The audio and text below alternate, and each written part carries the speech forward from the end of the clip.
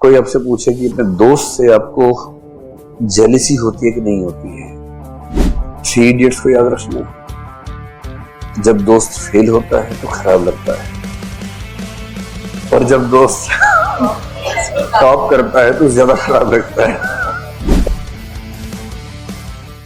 कोई आपसे पूछे कि अपने दोस्त से आपको जेलिसी होती है कि नहीं होती है, ईर्ष्या होती है कि नहीं होती है। If you are sitting with your best friend, आप बोलेंगे नहीं होती है, पर इसका सही आंसर है कि होती है। दोस्ती टूट जाएगी? नहीं, उसको भी होती है, नहीं टूटेगी। ये पॉसिबल नहीं है कि आपको अपने दोस्त से ईर्ष्या ना होती हो, और अगर नहीं हो रही है तो इसका मतलब आप उसको बहुत ही भोंदू समझते हैं। इससे क्या जेलिसी करेंगे? इसके पास है ही क्या? तो जेलिसी उससे होती है जिसमें दम होता है, जिसमें दम ही नहीं उससे काहे की जेलिसी? उस पर तो आपको दया आती है, पिटी होती है कि I have compassion for you, फिर तो ये फीलिंग आएगी। अगर आपके दोस्त में गट्स है ना, दम है ना, आपके बराबर या आपसे थोड़ा कम या थोड़ा ज्यादा, तो आपको जेलसी होगी ही होगी। थ्री इडियट्स को याद रखना है, जब दोस्त फेल होता है तो खराब लगता है, और जब दोस्त टॉप करता है तो ज्यादा खराब लगता है ना? एकदम सही बात है। उस समय आपको बड़ी खतरनाक एक्टिंग करनी पड़ती है। I am happy for you, I am so happy for you, मुझे रोना आ रहा है, मैं तेरा हैप्पी तुम्हारे बारे में, I am so happy for you. खुशी के आंसू हैं, खुशी के आंसू, और जबकि दुख के आंसू होते हैं, रोना आ रहा होता है। मैंने कल भी कहा था कि आपके पेरेंट्स को छोड़ के और कुछ मात्रा में भाई बहन को छोड़ के कोई नहीं चाहता कि आप आईएएस बने। हाँ, आपके वो दोस्त जो इस फील्ड में नहीं है वो चाहते होंगे। Good friends who are not preparing for UPSC must be willing that you should get into UPSC or IAS or IPS. But the ones who are preparing with you, वो चाहते हैं कि आप IAS बने, लेकिन वो चाहते हैं कि आपका सेकंड रैंक आए, उनका फर्स्ट आए,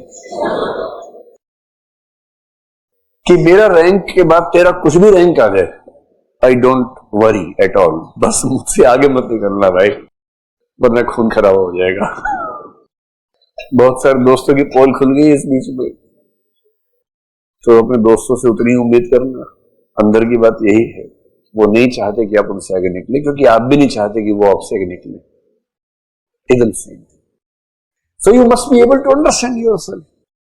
अगर कोई आपसे पूछे भाई डर लगता है, तो ड्रामा नहीं करना है, मैं राजपूत हूं, मैं डर, ऐसे एक्टिंग नहीं करनी है। सिंपल बोलना है, हाँ लगता है। Because fear is one of the fundamental emotions that every human being and every creature has. आपको नहीं लगता डर? अच्छा, एसी कोई ऑफ कर रहा है फोन से, ऑपरेट कर रहा है, so what do you expect me to do? मैं सबका फोन रखवा दूं अपने पास? देखो, थॉमस होब्स ने जो कहा था ना, उसका भाव ये था कि एक समय के बाद सोसाइटी को खुद मैच्योर होना पड़ता है।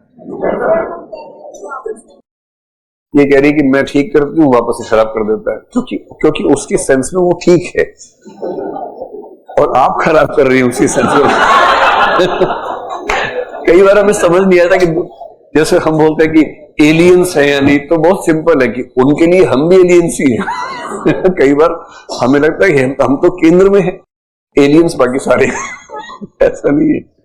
There is no centre in the universe, and in the classroom there is no person who is central in the classroom.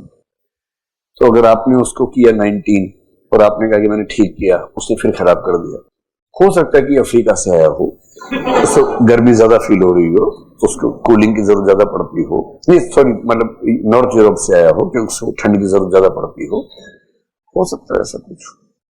ठीक है, तो भाई जो भी है थोड़ा एडजस्ट कर लीजिए। And this is the test of emotional intelligence. How do you handle this situation? ये पर टेस्ट हो रहा है। प्रैक्टिकल है, प्रैक्टिकल।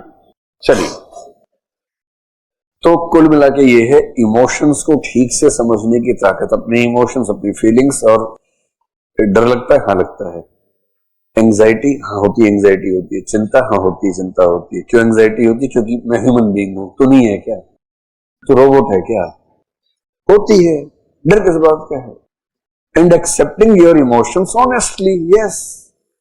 तो ये आपका बहुत अच्छा दोस्त पूछे कि यार तुझे आज तक कभी मुझसे नफरत हुई? आप कहेंगे हाँ, महीने में एक बार हो जाती है, but I don't express because I don't want you to feel bad.